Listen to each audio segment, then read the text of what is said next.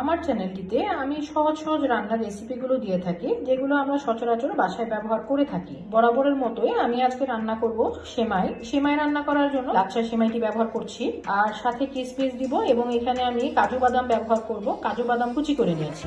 একটি পাত্রে আমি এখানে 1 কেজির মতো দুধ জাল দিয়ে নিচ্ছি। দিয়ে দিচ্ছি স্বাদ মতো চিনি। দুধ ফুটে ওঠার পরে আমি এর মধ্যে ধুয়ে রাখা কিশমিশগুলো দিয়ে দিচ্ছি আর কুচি করে রাখা কাজু বাদামগুলো দিয়ে দিচ্ছি। সবগুলো ভালোভাবে ফুটে ওঠার পরে আমি এখন দিয়ে দিচ্ছি লাচ্ছা সেমাইগুলো।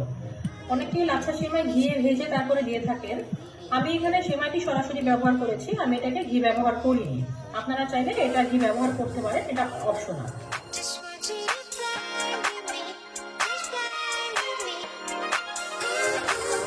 আমি এটাকে বেশি ঘন করব না এবং আমি সেমাইগুলোকে বেশি নরম করব না। আমি দেওয়ার পরে এটা 1-2 মিনিটের মতো ফুটিয়ে নিয়েছি। এখন এটাকে আমি নামিয়ে ফেলবো।